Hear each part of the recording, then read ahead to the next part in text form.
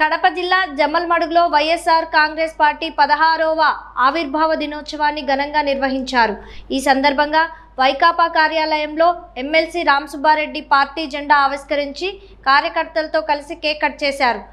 అనంతరం ఏర్పాటు చేసిన మీడియా సమావేశంలో ఆయన మాట్లాడుతూ వైఎస్ఆర్ కాంగ్రెస్ పార్టీ ప్రజా సమస్యల కోసమే పోరాడే పార్టీ అని పేర్కొన్నారు. కార్యక్రమంలో ఎమ్మెల్సీ రామసుబ్బారెడ్డి, సతీమణి ఇందిరా, పార్టీ నాయకులు, కార్యకర్తలు పాల్గొన్నారు. గౌరవ మాజీ ముఖ్యమంత్రి వర్యులు వైఎస్ఆర్ పార్టీ అధ్యక్షులు జగన్మోహన్ రెడ్డి గారు వైఎస్ఆర్ కాంగ్రెస్ పార్టీ స్థాపించి 15 సంవత్సరాలు పూర్తి చేసుకోవడం జరిగింది. అంటే 16వ సంవత్సరంలో అడుగు పెడతా ఉన్నాం. జగన్మోహన్ రెడ్డి గారు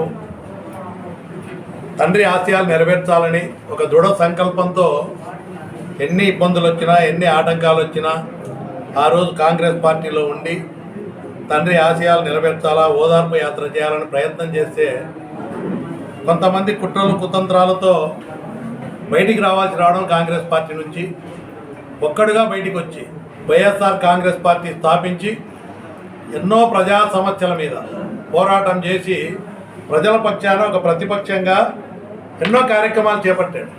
3648 కిలోమీటర్లు పాదయాత్ర చేసి ప్రజల యొక్క సమస్యలు తెలుసుకొని పేద ప్రజల యొక్క ఇబ్బందులు, కష్టాలు కానీ రైతుల యొక్క కష్టాలు ఏ విధంగా ఉన్నాయి, వాళ్ళ కన్నీళ్లు దుర్చాలంటే ఏం చేయాలా, రాష్ట్ర అభివృద్ధికి మనం ఏం చేయాలా అనే పూర్తి అవగాహనతో ఆ రోజు ఒక మేనిఫెస్టో ప్రకటించడం జరిగింది.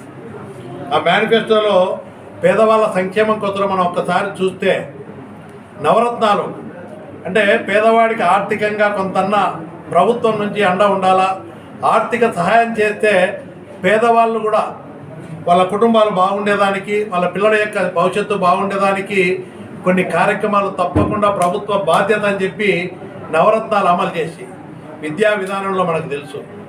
విద్యలో మనం చూస్తే అమ్మఒడి కార్యక్రమం కానీ, ఫీజు రియంబర్స్మెంట్ కానీ, నాడు నేడు కార్యక్రమంలో కానీ, ఇంగ్లీష్ మీడియం తీసుకురావడం కానీ ఎన్నో దశాబ్దాల పాటు నిర్లక్ష్యం చేయబడినటువంటి విద్యా వ్యవస్థను, పేదవాళ్ళ పిల్లలు చదువుకునే వ్యవస్థను బలోపేతం చేసి పేదవాళ్ళ పిల్లలు కూడా మంచి ఉన్నత స్థాయిలో ఉండాలంటే విద్య ఒకటే ముఖ్యం, వాళ్ళకి ఇవ్వగలిగే ఆస్తి విద్య అని చెప్పి నమ్మిన వ్యక్తిగా ఎన్నో కార్యక్రమాలు చేశారు.